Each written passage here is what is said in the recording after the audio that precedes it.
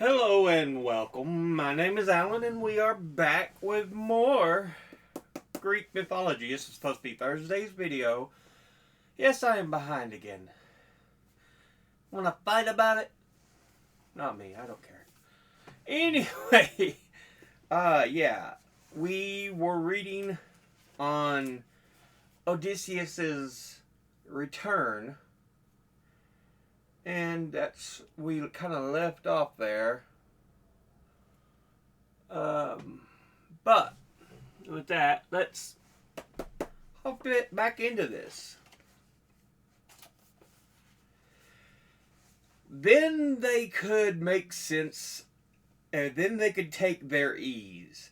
They bathed and anointed themselves with the sleek oil and had their lunch, and amused themselves with a ball which they threw to one another, dancing all the while. But at last the setting sun warned them the delightful day was over. They gathered up the linen, yoked in the mules, and were about to start home when they saw a wild-looking naked man suddenly step out of the bushes. Odysseus had been awakened by the girls' voices. In terror, they ran away, all except Nausicaa. She faced him fearlessly, and he spoke to her as persuasively as his eloquent tongue could.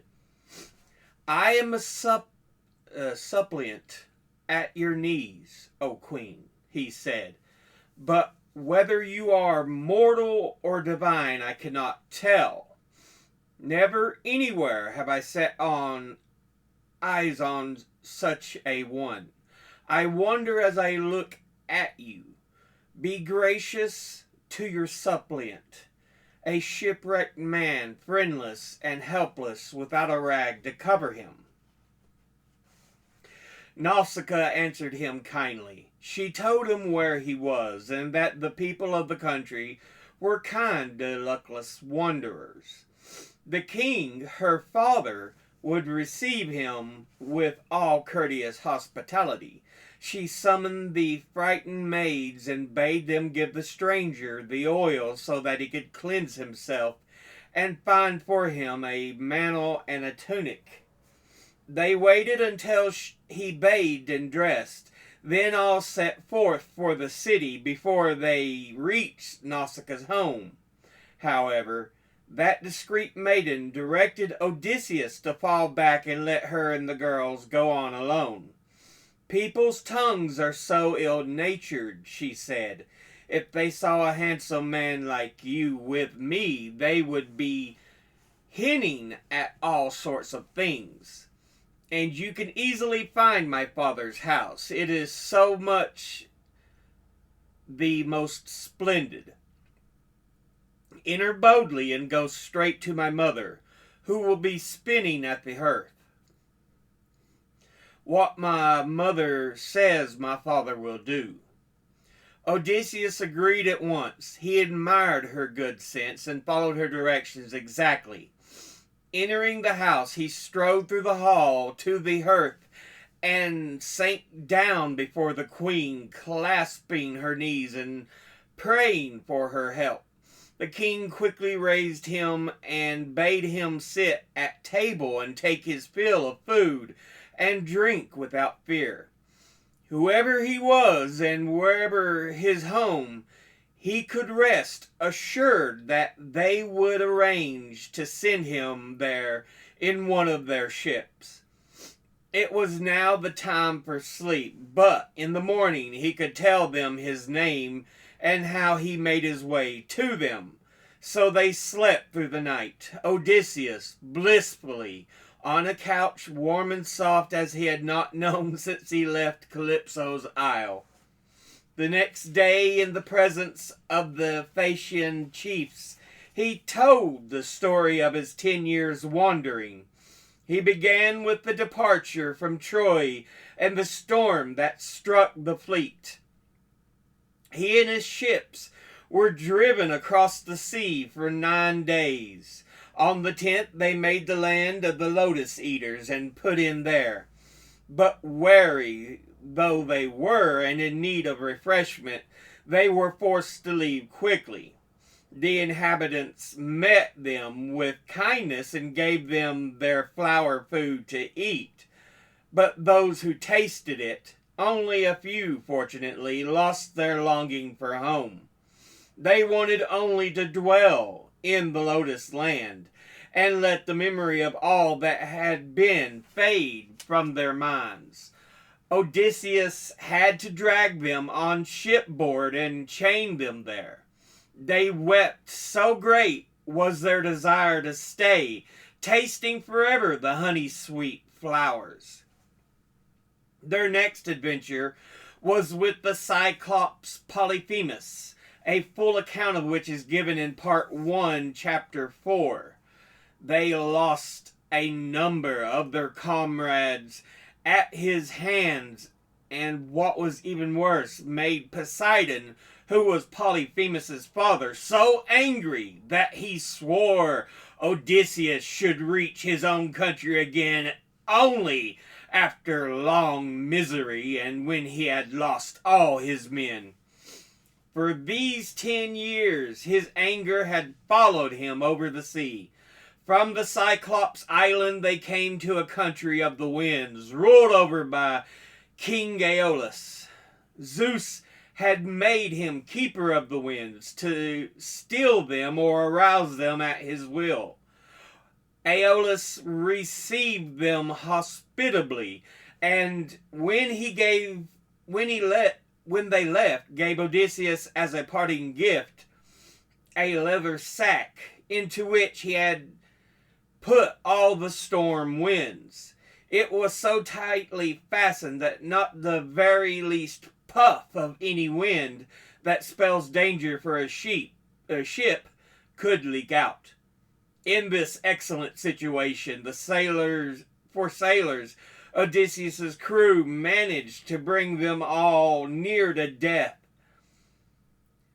They thought the carefully stored bag was probably full of gold. At any rate, they wanted to see what was in it. They opened it, and the result, of course, that all the winds rushed out at once and swept them away in a terrific tempest.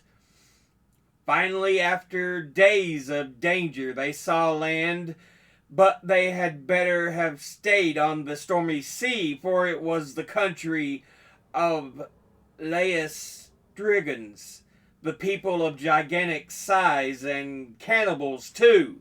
These horrible folk destroyed all Odysseus' ships except the one he himself was in, which had not yet entered the harbor when the attack was made. This was far from the worst disaster yet, and it was with despairing hearts that they put in at the next island they reached. Never would they have landed if they had known what lay before them. They had come to Aea, the realm of Circe, the most beautiful and most dangerous witch. Every man who approached her she turned into a beast. Only his reason remained as before. He knew what had happened to him.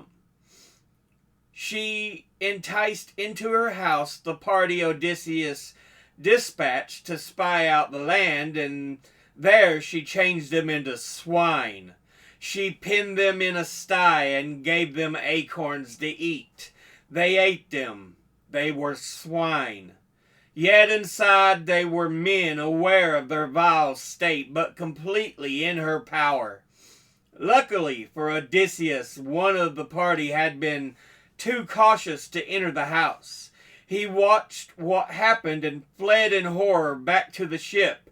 The news drove any thought of caution out of Odysseus. He started off all alone. Not one of the crew could go with him to try to do something, bring some help to his men. On his way, Hermes met him. He seemed a young man of that age when the youth looks its loveliest. He told Odysseus he knew a herb which could save him from Circe's deadly art.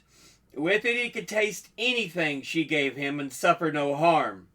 When he had drunk the cup she offered him, Hermes said he must threaten to run her. The cup he offered him, Hermes said he must threaten to run her through with his sword unless she freed his followers. Odysseus took the herb and went thankfully on his way. All turned out even better than Hermes had predicted.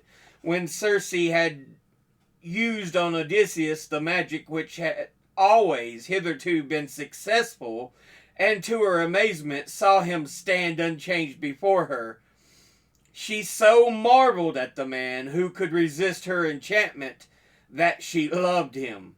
She was ready to do whatever he asked, and she turned his companions at once back into men again. She treated them with all such kindness, feasting them sumptuously in her house, that for a whole year they stayed happily with her.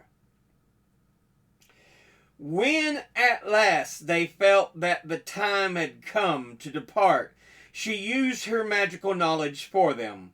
She found out that they must do what they must do next in order to reach home safely. It was a fearful undertaking she put before them. They must cross the river Ocean and beach the ship on Persephone's shore, where there was an entrance to the dark realm of Hades. Odysseus then must go down and find the spirit of the prophet Tiresias, who had been the holy man of Thebes. He would tell Odysseus how to get back home. There was only one way to induce his ghost to come to him: by killing sheep and filling a pit with their blood. All ghosts had an irresistible craving to drink blood. Every one of them would come rushing to the pit, but Odysseus must draw his sword and help and keep them away until Tiresias spoke to him. This was bad news indeed, and all were weeping when they left Circe's island and turned their prow toward Erebus, where Hades rules with awesome Persephone. It was terrible indeed when the trench was dug and filled with blood, and the spirits of the dead flocked to it. But Odysseus kept his courage. He held them off with his sharp weapon until he saw the ghost of Tiresias. He let him approach and drink of the black blood, then put his question to him. The seer was ready with his answer. The chief danger that threatened them, he said, was that they might do some injury to the oxen of the sun when they reached the island where they lived. The doom of all who harmed them was certain. They were the most beautiful oxen in the world and very much prized by the sun. But in any event, Odysseus himself would reach home, and although he would find trouble waiting for him in the end, he would prevail. After the prophet ceased speaking, a long procession of the dead came up to drink the blood and speak to Odysseus and pass on. Great heroes and fair women of old, warriors too, who had fallen at Troy. Achilles came, and Ajax, still wrathful because of the armor of Achilles which the Greek captains had given to Odysseus and not to him. Many others came, all eager to speak to him, too many in the end. Terror at the thronging members took hold of Odysseus. He hastened back to the ship and bade his crew set sail. From Circe they had learned that they must pass the island of the Sirens. These were marvelous singers whose voices could make a man forget all else, And at last their song would steal his life away. Motoring skeletons of those they had lured to their death lay banked high up around them where they sat singing on the shore. Odysseus told his men about them, and that the only way to pass them safely was for each man to stop his ears with wax. He himself, however, was determined to hear them, and he proposed that the crew should tie him to the mast so strongly that he could not get away however much he tried. This they did, and drew near the island, all except Odysseus, deaf to the enchanting song. He heard it, and the words were even more enticing than the melody, at least to a Greek. They would give knowledge to each man who came to them, they said, ripe wisdom and a quickening of the spirit. We know all things which shall be hereafter upon the earth. So rang their song in lovely cadences, and Odysseus's heart ached with longing. But the ropes held him, and that danger was safely passed. A sea peril next awaited them, the passage between Scylla and Charybdis. The Argonauts had got through it. Aeneas, who just about that time had sailed for Italy, had been able to avoid it because of a prophet's warning. Of course, Odysseus and Athena, looking after him, succeeded in passing it. But it was a frightful ordeal, and 6 of the crew lost their lives there. However, they would not in any case have lived much longer, for at the next stopping place, the island of the sun, the men acted with incredible folly. They were hungry, and they killed the sacred oxen. Odysseus was away. He had gone to the island, into the island alone by himself to pray. He was in despair when he returned, but the beast had been roasted and eaten, and nothing could be done. The vengeance of the sun was swift. As soon as the men left the island, a thunderbolt shattered the ship. All were drowned except Odysseus. He clung to the keel and was able to ride out the storm. Then he drifted for days until finally he was cast ashore on Calypso's island, where he had to stay for many years. At last he started home, but a tempest shipwrecked him, and only after many and great dangers had he succeeded in reaching the Phaeacian land, a helpless, destitute man. The long story was ended, but the audience sat silent, entranced by the tale. At last the king spoke. His troubles were over, he assured Odysseus. They would send him home that very day, and every man present would give him a parting gift to enrich him. All agreed. The ship was made ready, and the presents were stowed within, and Odysseus embarked after taking a grateful leave of his kind hosts. He stretched himself on the deck, and a sweet sleep closed his eyes. When he woke, he was on dry land, lying on a beach. The sailors had set him ashore just as he was, ranged his belongings beside him, and departed. He started up and stood staring around him. He did not recognize his own country. A young man approached him, seemingly a shepherd lad, but fine and well-mannered like the sons of kings when they tend sheep. So he seemed to Odysseus, but really it was Athena in his semblance. She answered his eager question and told him he was in Ithaca. Even in his joy at the news, Odysseus kept his caution. He spun her a long tale about who he was and why he had came, with not a word of truth in it, at the end of which the goddess smiled and patted him. Then she appeared in her own form, divinely tall and beautiful. "You crooked, shifty rogue," she laughed. "Anyone who could keep pace with your craftiness must be a canny diller." Odysseus greeted her with rapture, but she bade him remember how much there was to do, and the two settled down to work out a plan.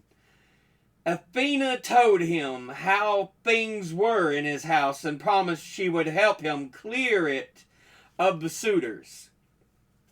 For the present, she would change him into an old beggar so that he could go everywhere unrecognized. That night, he must spend with the swineherd Eumaeus, the man faithful and trustworthy beyond praise. When they had hidden the treasures in the nearby cave, they separated, she to summon Telemachus home, he whom her art had turned into a shambling, ragged old man, to seek the swineherd. Eumaeus welcomed the poor stranger, fed him well, and lodged him for the night, giving him his own thick mantle to cover him. Meanwhile, at Pallas Athena's prompting, Telemachus took leave of Helen and Menelaus, and as soon as he reached his ship, embarked, eager to get home with all speed. He planned, and again Athena had put the thought in his mind, not to go directly to the house on landing, but first to the swineherd to learn if anything had happened in his absence. Odysseus was helping prepare breakfast when the young man appeared at the door. Eumaeus greeted him with tears of joy and begged him to sit and eat. Before he would do so, however, he dispatched the swineherd to inform Penelope of his return. Then father and son were alone together. At that moment Odysseus perceived Athena just beyond the door beckoning to him. He went out to her, and in a flash she turned him back into his own form and bade him tell Telemachus who he was. The young man had noticed nothing until, instead of the old beggar, a majestic-looking person returned to him. He started up, amazed, believing he saw a god. "I am your father," Odysseus said, and the two embraced each other and wept. But the time was short and there was much to plan. An anxious talk followed. Odysseus was determined to drive the suitors away by force. But how could two men take on a whole company? At last it was decided that the next morning they should go to the house, Odysseus disguised, of course, and that Telemachus should hide all the weapons of war, leaving only enough for the two of them where they could easily get at them. Athena was quick to aid. When Eumaeus came back, he found the old beggar he had left. Next day, Telemachus went on alone, leaving the other two to follow. They reached the town. They came to the palace, and at last, after 20 years, Odysseus entered his dear dwelling. As he did so, an old dog lying there lifted his head and pricked his ears. It was Argos, whom Odysseus had bred before he went to Troy. Yet the moment his master appeared, he knew him and wagged his tail. But he had no strength to drag himself even a little toward him. Odysseus knew him too and brushed away a tear. He dared not to go to him for fear of arousing suspicion in the swineherd, and as he turned away that moment the old dog died. within the hall of suitors, idly loafing after their meal, were in a mood to make fun of the miserable old beggar who entered, and Odysseus listened to all their mocking words with submissive patience. At last one of them, an evil-tempered man, became irritated and gave him a blow. He dared to strike a stranger who was asking for hospitality. Penelope heard the outrage and declared that she herself speak with the ill-treated man, but she decided first to pay a visit to the banqueting hall. She wanted to see Telemachus, and also it seemed wise to her to show herself to the suitors. She was as prudent as her son. If Odysseus was dead, it would certainly be well for her to marry the richest of these men, and most liberal. But she must not discourage them too much. Besides, she had an idea which seemed to promise very well. So she went down from her room into the hall, attended by two maids, and holding a veil before her face, looking so lovely her courtiers trembled to see her. One and another arose to compliment her, but the discreet lady answered she knew very well what she had lost, that she had lost all her looks by now, what with her grieving and her many cares. Her purpose in coming to speak to them was a serious one. No doubt her husband would never come back. Why then did they not court her in the proper way for a lady of family and fortune by giving her costly gifts? The suggestion was acted upon at once. All had their pages bring and present her the most lovely things, robes and jewels and golden chains. Her maids carried them upstairs, and demure Penelope retired with great contentment in her heart. Then she sent for the stranger who had been ill-used. She spoke graciously to him, and Odysseus told her a tale of meeting her husband on his way to Troy, which made her weep until he pitied her. Still he did not reveal himself, but kept his face hard as iron. By and by, Penelope remembered her duties as hostess. She summoned an old nurse, Euryclea, who had cared for Odysseus from babyhood, and bade her wash the stranger's feet. Odysseus was frightened, for on one foot was a scar made in boyhood, dazed by wild boar he had hunted, and he thought she would recognize it. She did, and she let the foot fall so that the tub was upset. Odysseus caught her hand and muttered, "Dear nurse, you know," but not a word to another soul. She whispered her promise, and Odysseus took his leave. He found a bed in the entrance hall, but he could not sleep for wondering how he could overcome so many shameless fellows. At last he reminded himself that his state in the Cyclops' cave had been still worse, and that with Athena's help he could hope here too to be successful. And then he slept. Morning brought the suitors back, more insolent than before. Carelessly and at ease they sat down to the rich feast spread for them, not knowing that the goddess and the much-enduring Odysseus were preparing a ghastly banquet for them. Penelope, unknowing, forwarded their plan.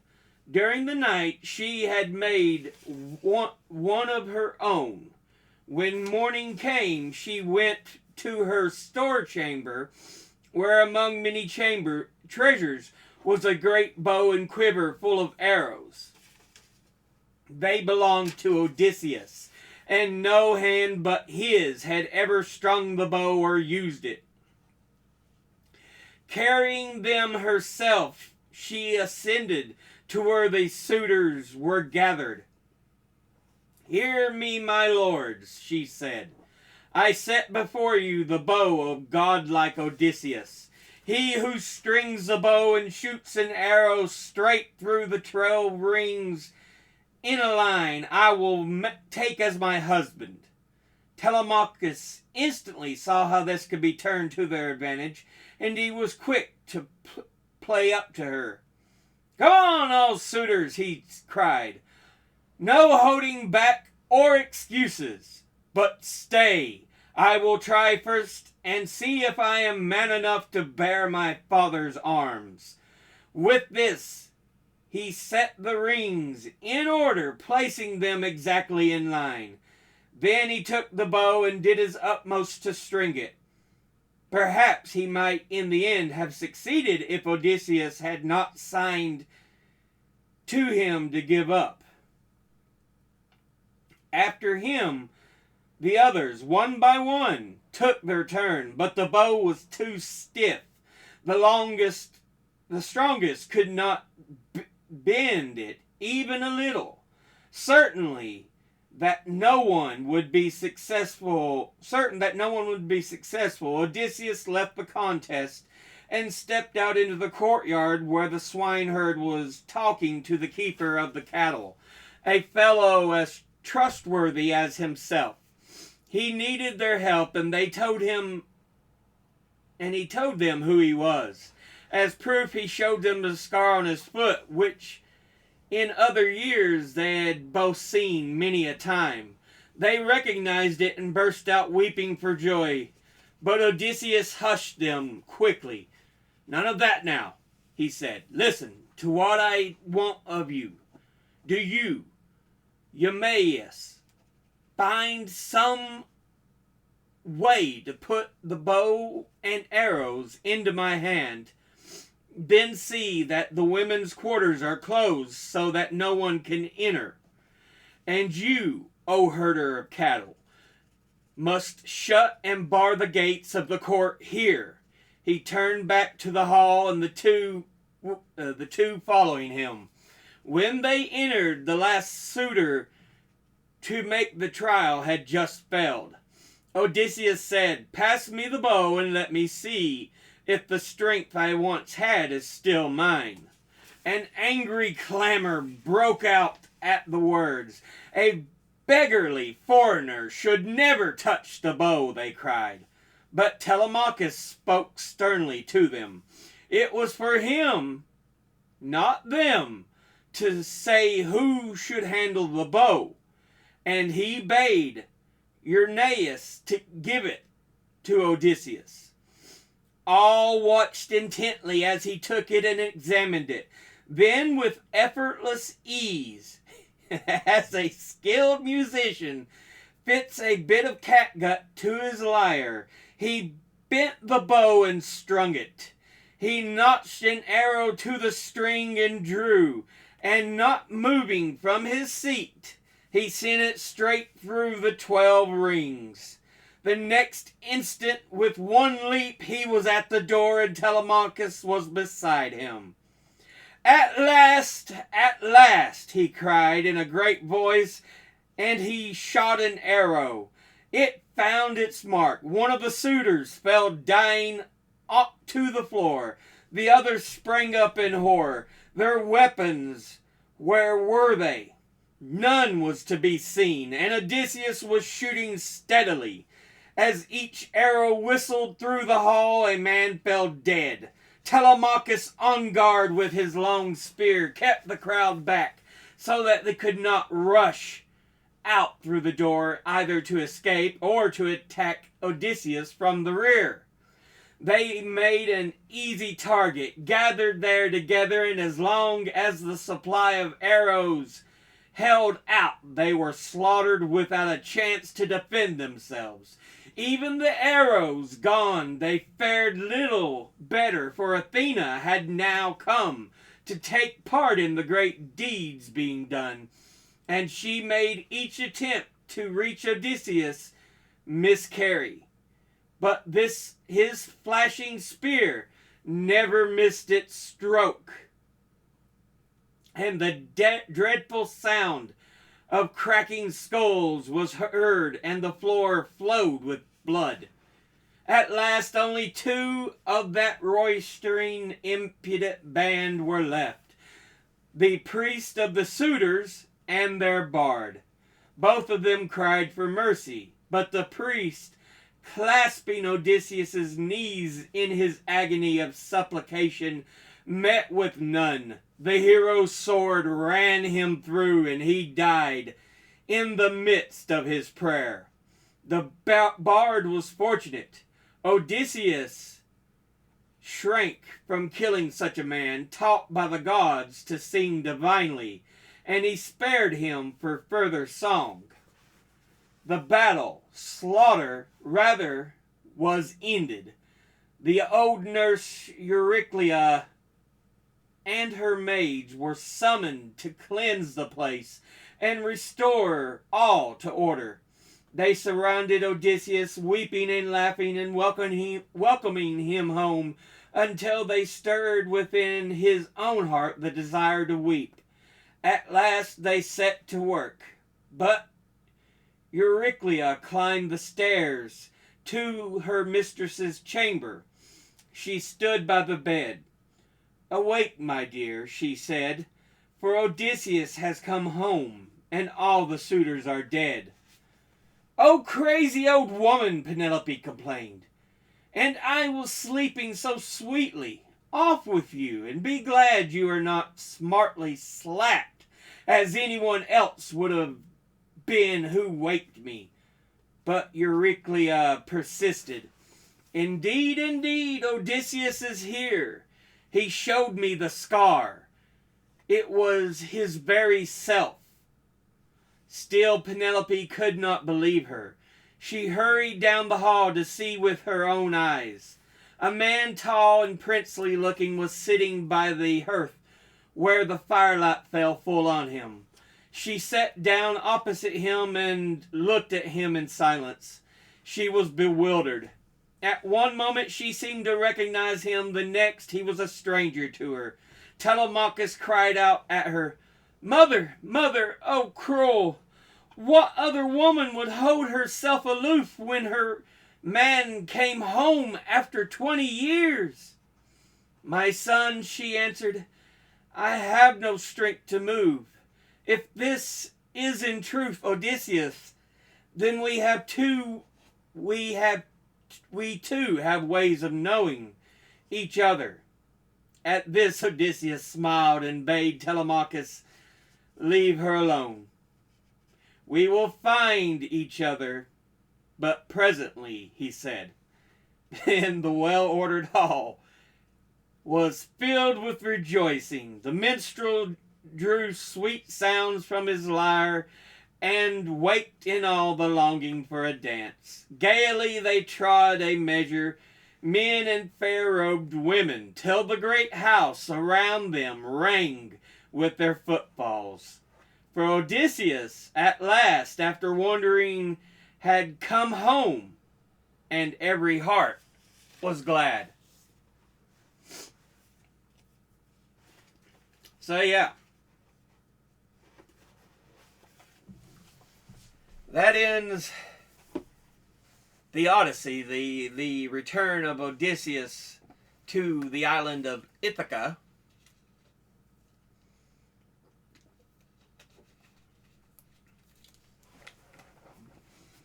And Penelope had done a lot to stave off the men, her suitors, as much as she could. She so wanted Odysseus to come back, but towards the end there, she was like, he's not coming back. So she finally gave in and said, present me gifts as would be proper. So yeah.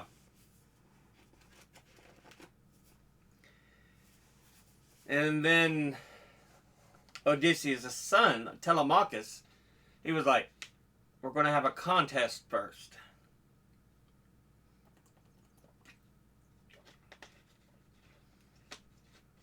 Knowing that Odysseus was there.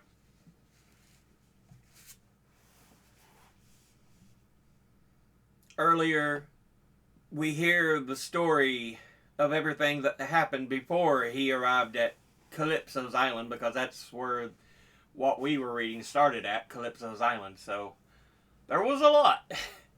He went through a lot. Unfortunately, he lost his crew, all the men who had traveled with him. But yeah, it's interesting story that a man should be put through so much just to get home.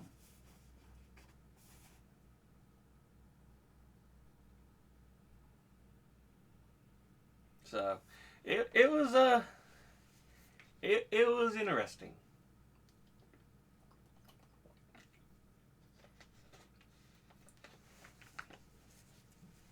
So yeah, that will end that, and the next chapter was set to be the adventures of Aeneas, who we look at from Troy to Italy. So we follow his journey. But yeah. So remember, Aeneas had already made it home well before Odysseus. Because remember, Odysseus, 20 years altogether, he waited.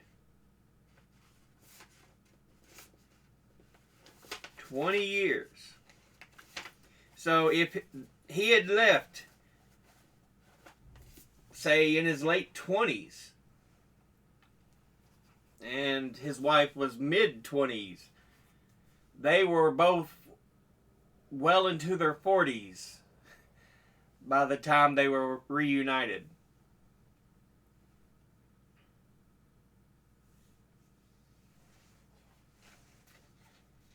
So yeah.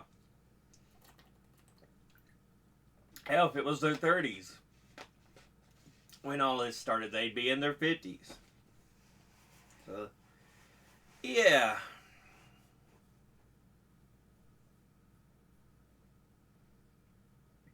You're talking about a man driven to make it home. But we'll go ahead and end this episode here. As always, educate thyself. Trying to get the fingers right. Because of, yeah. Anyway. Someone tells you something you have trouble believing, ask them to cite the sources. Thank you all for watching. I'll see you all in the next one. Until then, later.